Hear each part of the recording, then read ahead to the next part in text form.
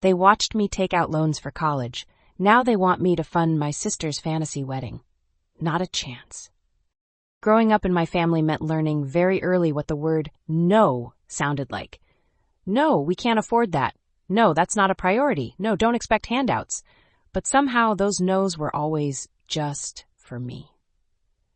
My younger sister Lily, she never heard no. She had birthday parties that looked like Pinterest exploded. Got her first car at 16, pink bow and everything. Dance lessons, summer trips, a $2,000 prom dress because she deserved to feel special. Me, I got a lecture on grit and a pat on the back when I brought home straight A's.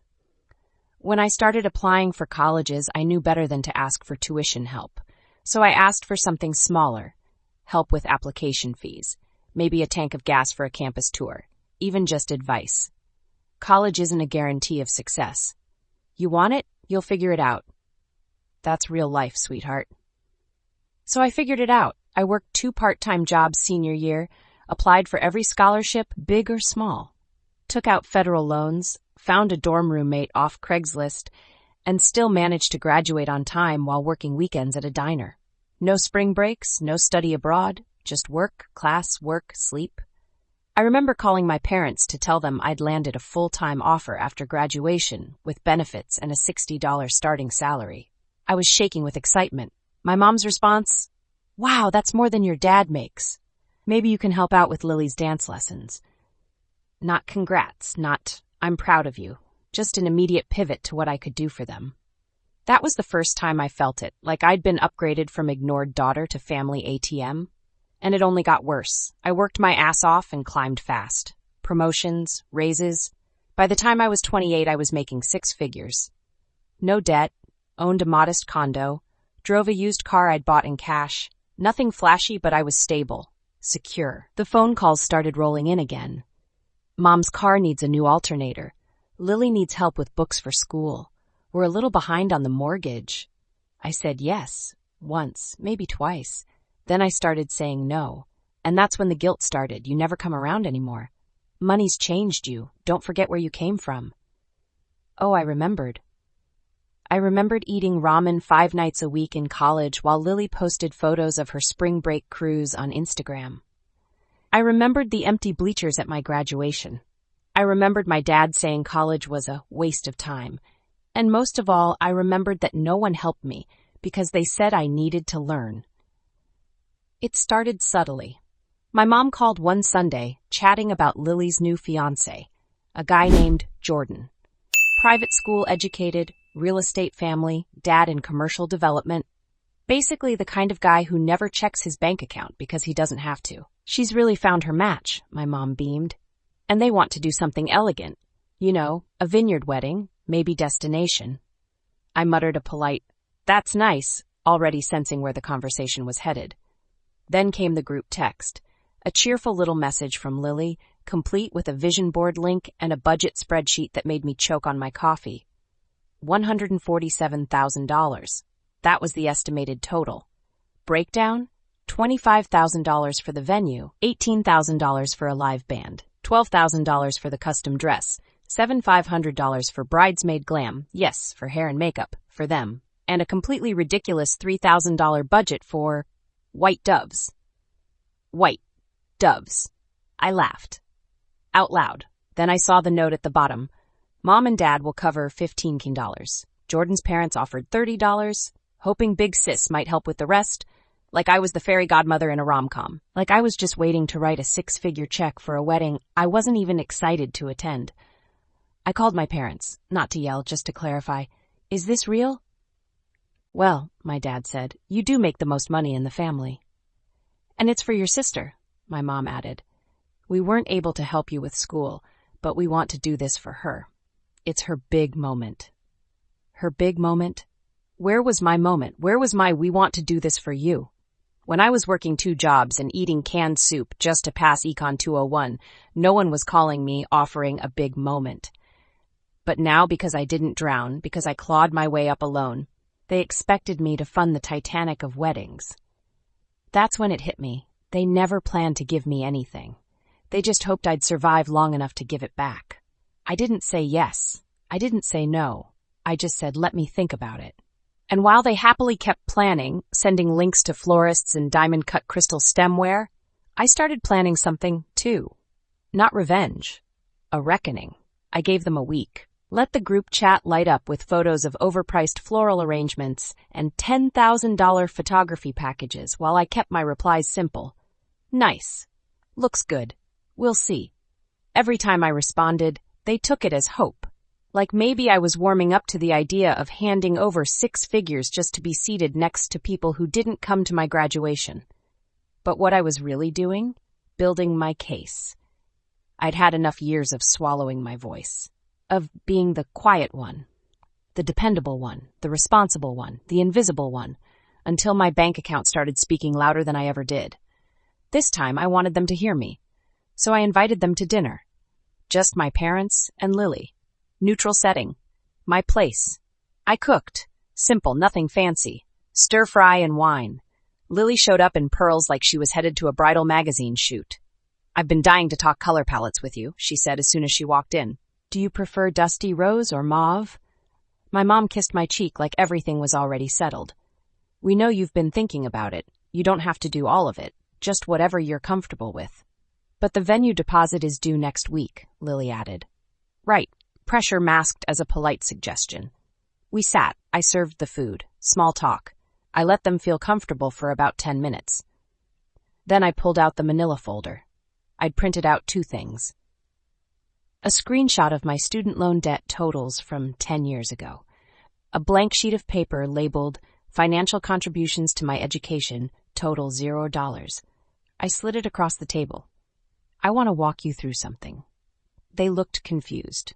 My dad blinked. My mom's smile started to crack. I went through it all. Every dollar I'd borrowed. Every job I'd worked. Every scholarship I scraped up. I told them about crying in the college library at 2 a.m. because my laptop crashed and I couldn't afford to fix it. I reminded them that no one called, no one visited, no one asked, "Do you need help?" Then I pointed at the paper. You gave me nothing because you said I needed to figure it out, and I did. I let the silence hang. So here's the thing. I won't be funding Lily's wedding, not because I can't, but because I won't. Lily started to speak.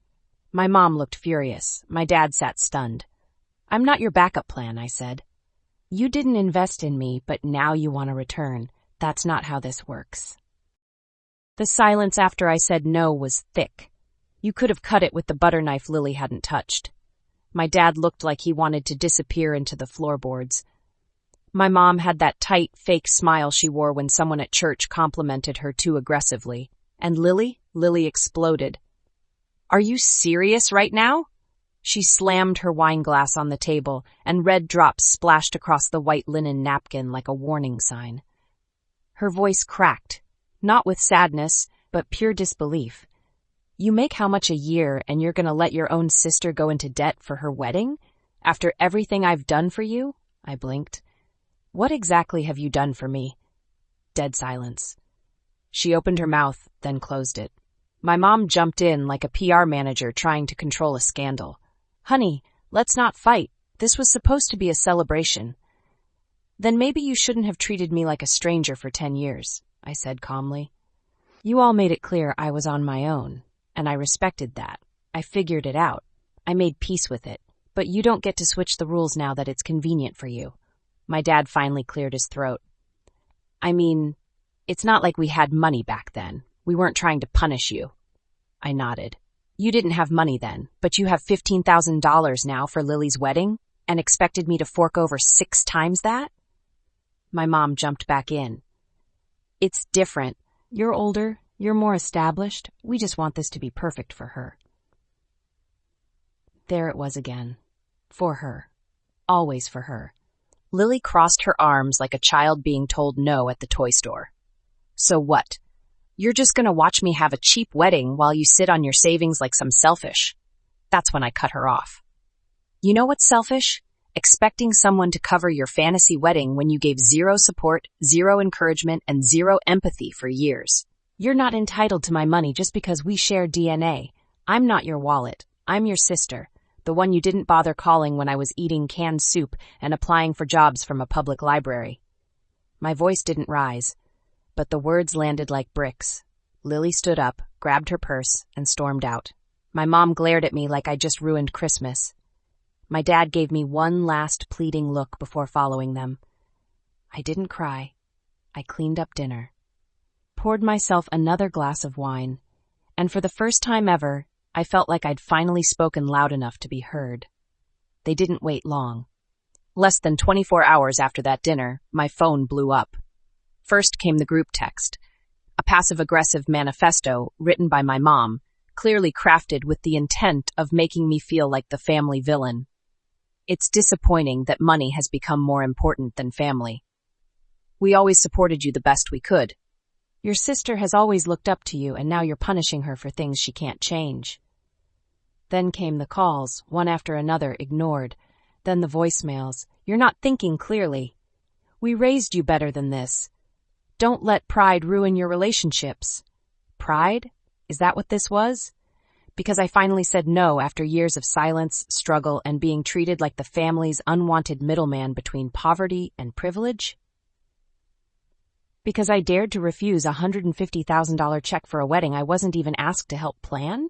Just fund? No, this wasn't pride. This was clarity.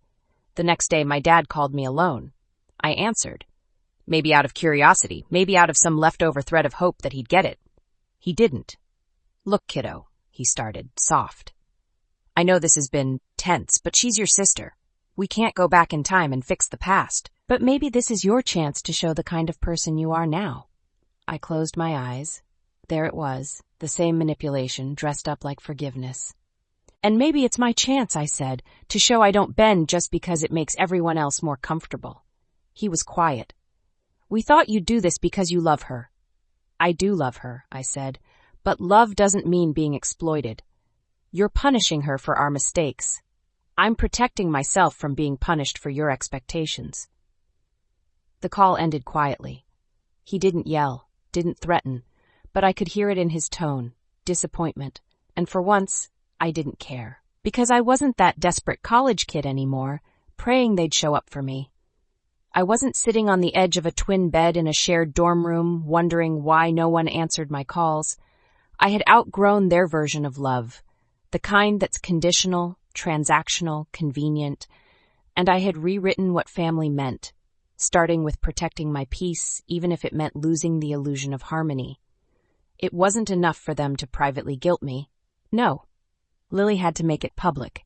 2 weeks after I drew my line in the sand, I got tagged in an Instagram post. Her wedding mood board was now a full-blown production. Caption read, "Dreams don't come true without a village chass. Can't wait to marry my best friend in front of all the people who've always supported us." And then, the GoFundMe link. I blinked. The description said, "After some unexpected family drama, we're asking our friends to help us make this dream day come true. If you've ever believed in love, please help us make it magical." Unexpected family drama equals me. Then came the texts from mutual friends. Is she serious? Why is she saying you pulled support? Did you promise her the money?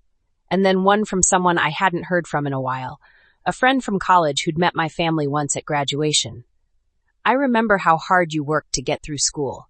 This is beyond messed up. Something snapped. Not in a rage kind of way, but in a clarity of purpose kind of way. That moment where your blood runs cold and your hand doesn't shake anymore. Because if Lily was going to make this a show, I'd give her an audience. So I made my own post. A simple black background, white text. In light of the recent GoFundMe asking for $150,000 to fund my sister's wedding, I wanted to share some context.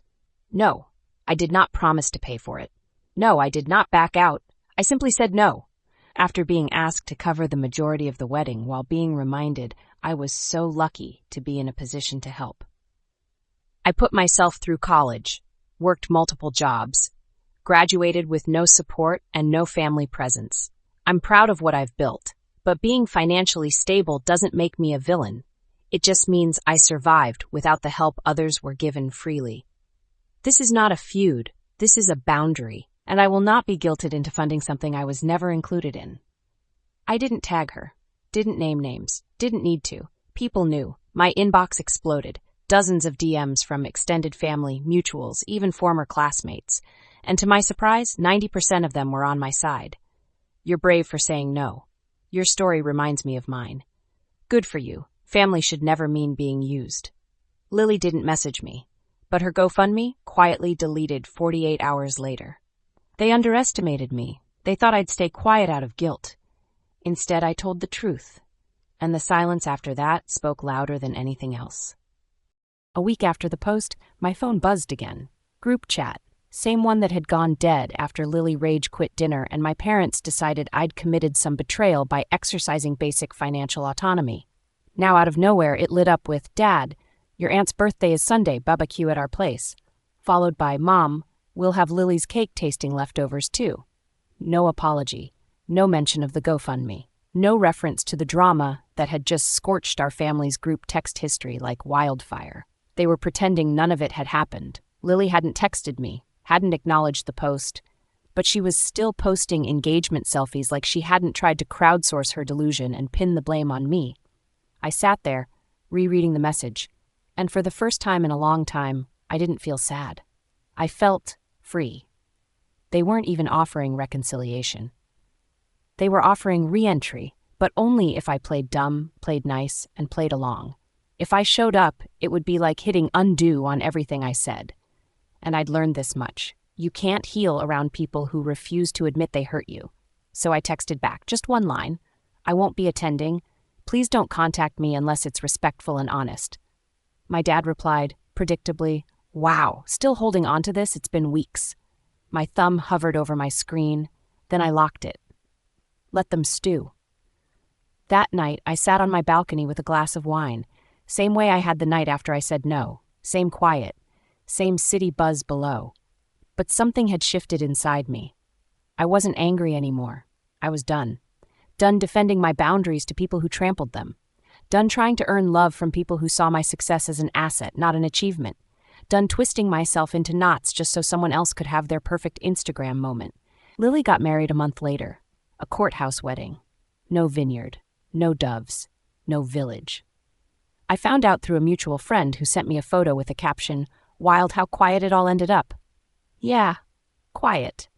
Ironic, given the drama they tried to create. But that's the thing about boundaries. Once you build them, the chaos loses its volume. Life didn't magically improve the moment I stopped speaking to them. It wasn't like the air got cleaner or the sky opened up and angels high-fived me for setting a boundary. It was quieter, though. The kind of quiet that makes space. Space to think, to breathe, to be without having to constantly defend why I exist the way I do. My apartment stayed peaceful. I stopped jumping at every text notification. The dread that used to creep in every holiday season, wondering if I'd be guilted, shamed, or cornered into playing the good daughter, melted away. I spent my weekends actually living my life, reading, hosting friends, going on long walks where I didn't rehearse arguments in my head. I was healing, not because they made amends. They didn't. But because I stopped bleeding for people who brought the knife. Then one day, months later, I got an envelope in the mail. Handwritten return address. No postage. Someone dropped it off. It was from Lily.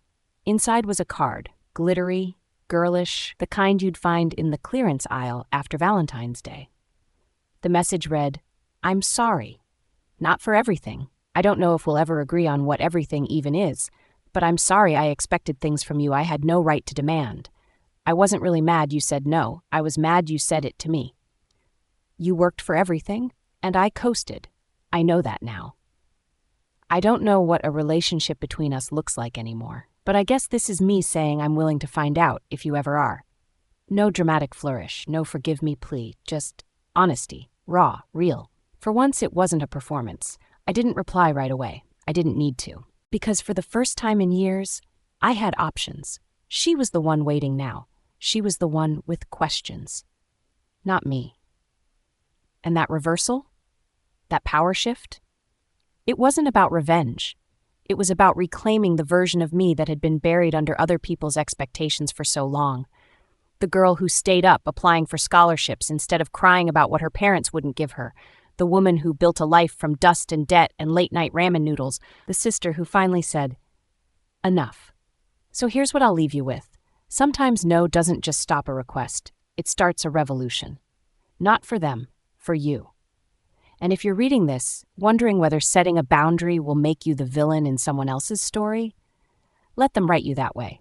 Just make sure you know the truth. You weren't selfish. You were freeing yourself. And that's the real happy ending. Drop a comment. Have you ever been expected to give when no one gave to you? Don't forget to like, subscribe, and tap the bell for more powerful family stories, boundary-setting moments, and real-life drama you won't forget. Take care, and see you in the next video.